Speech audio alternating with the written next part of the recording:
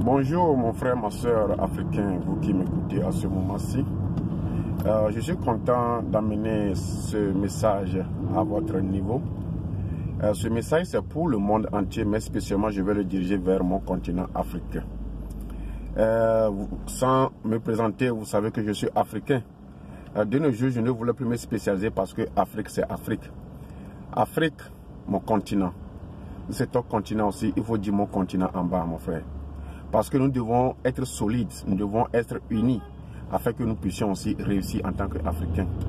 Je viens vers vous avec ce thème qu'on appelle paradisme, et qui est l'ensemble des idées, des habitudes que nous menons de chaque jour. Alors, le paradisme est quelque chose qui nous bloque de développer. C'est quelque chose vraiment que nous n'arrivons pas à comprendre. Parce que ce sont des gestes que nous faisons, les comportements que nous menons, les réponses même que nous donnons de chaque jour. C'est comme chaque matin, on se lève et puis on brosse les dents et on continue. Donc, certaines habitudes comme ça sont appelées le paradisme. Mais avec le développement que nous voulons faire en tant que petit entrepreneur ou grand entrepreneur, nous avions besoin de changer ces moments et ces comportements.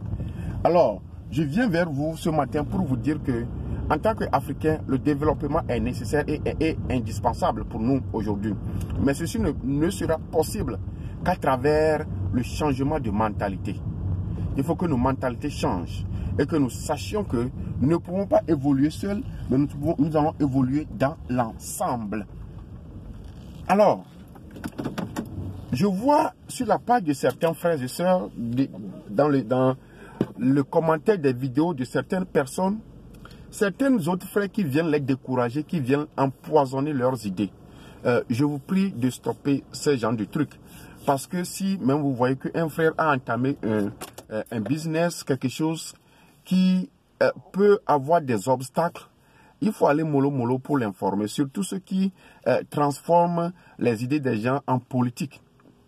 Quelqu'un qui veut entreprendre quelque chose. Tu dis, oh, toi, est-ce que toi aussi tu peux faire dans ce pays?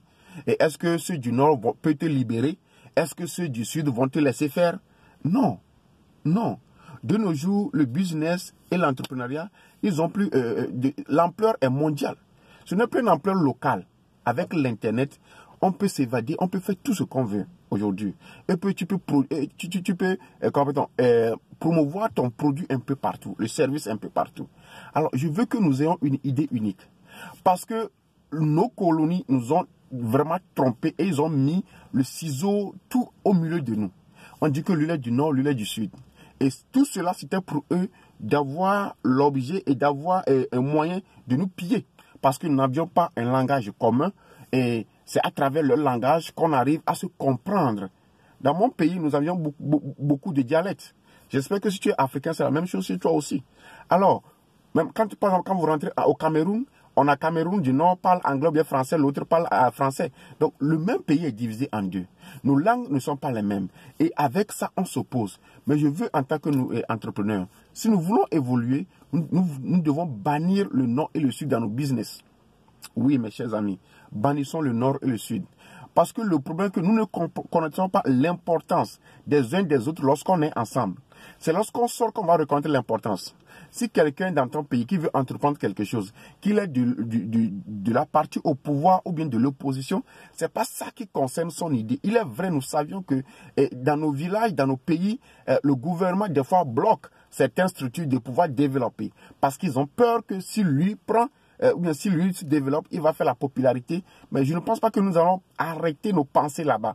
Nous devons dépasser ce cadre avec de l'espoir que ça va aller. Nous ne devons pas prendre les obstacles pour nous bloquer. La vie n'est pas facile. Toute chose que nous faisons, c'est du challenge. Si tu as un business et tu dis que quand je vais commencer, un membre du gouvernement va vouloir prendre ça, c'est bon. Il faut voir maintenant quels sont les atouts que je peux faire pour que moi je puisse faire ce que je veux faire. Le Nord et le Sud doivent être bannis. Parce que si tu es dans le même pays, tu ne peux pas le reconnaître. Si tu dis que je mens, si tu es né dans une ville plutôt, et que tu es avec un frère ou un ami que vous connaissez comme ça, mais vous ne vous êtes jamais s'arrêter, saluer.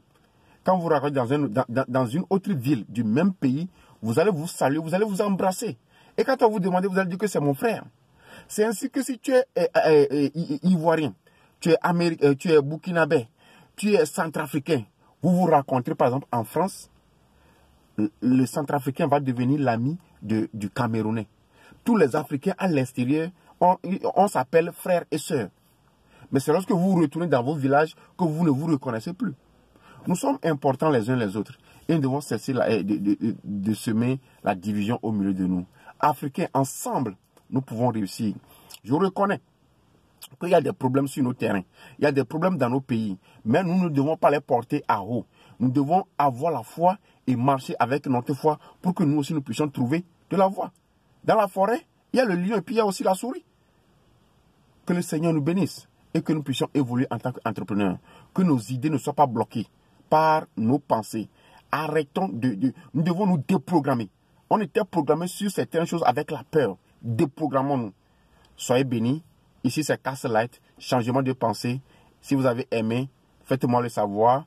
Et je voulais savoir, si tu n'es pas au pays, est-ce que le frère que tu ne connaissais pas en tant que tel au pays, quand tu le vois à l'extérieur, quel a été ton comportement envers lui?